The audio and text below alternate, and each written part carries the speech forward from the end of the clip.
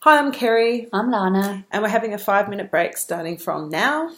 And today's been a really somber day. Yesterday was one too. 8 people were executed in Indonesia yesterday, 2 of them Australians, and the whole of Australia, well, feels like a lot of Australia have been really thinking about these 2 men with compassion and sadness. Well, it seems mixed, the response, which has been kind of surprising because I think sometimes when you feel really passionately a certain way, you expect that everybody else shares your views, and it's surprising when they don't. And disappointing. I often feel like when I read my Twitter stream that I wish that the only people who are allowed to vote were the people I follow on Twitter, because obviously you choose to follow people that closely align with the way you feel. I don't, and obviously, not obviously, so we're shocked and saddened by what happened. And it's been an awful week. There's been terrible earthquakes and terrible aftershocks in Nepal, and people are reeling from that. There's been another death in Australia due to domestic violence. Yeah.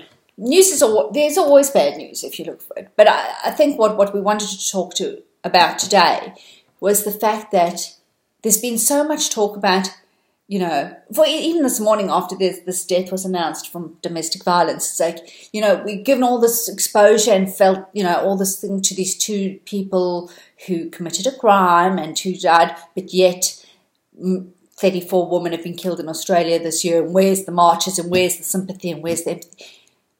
And I think that that what we were discussing briefly before this was that you can feel for both things. Yeah. You can feel terribly about what happened in Nepal, and equally as sad about what happened in Indonesia. I posted something on my Facebook page last night, which had quite an extraordinary reach. I think anything that was posted about what happened in Indonesia has, because it was all anyone was talking about. But I posted it just to express my sadness at I guess the lack of belief in redemption that the execution have shown, because no one is questioning that these 2 men committed a crime. No one is questioning that you need to be punished for a crime. But if we don't believe in redemption, if we don't give the possibility for that, if we don't believe there's any point in feeling sorry, in atoning for your sins, if we don't believe in forgiveness, then what's the point in anything? Yeah, because we teach our children all the time there's consequences for your actions, and that means as much as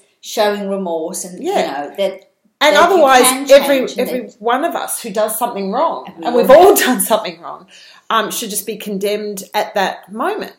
But some of the responses were against that concept, and I get that people don't necessarily agree with that. And you commit the crime, you do the time, and in this case, time means death.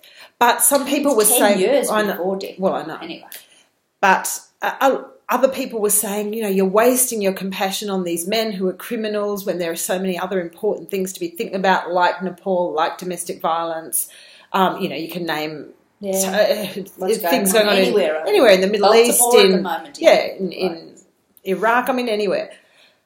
But what we were discussing, what I believe, is that compassion's not like a cake where you cut a slice out and you give it to the barley nine, and then you've got less left. Yeah. It's infinite, I think, and I think that we can feel tremendous compassion and sadness for a lot of different reasons, and then at the same time, simultaneously, we can feel joy and we can feel anger and we can feel happiness and pleasure. Human emotion is really quite a deep well, and it doesn't diminish it.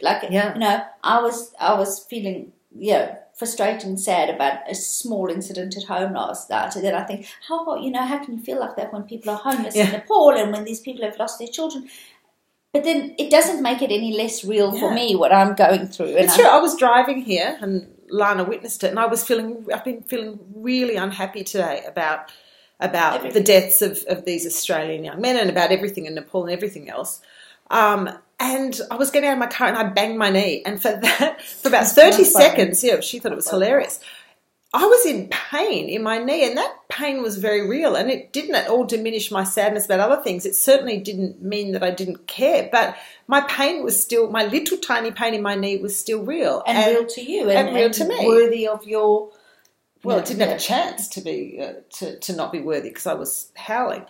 So the point is that there's no limit on compassion and there's no limit on human emotion, and feeling for one thing doesn't negate feelings for another thing. And it's okay to be worried about something, even though there are bigger issues, or sad about something when there are bigger issues. And our time is up. We'd love to hear your thoughts. How are you feeling today? And how are you dividing your compassion cake? Because you don't have to.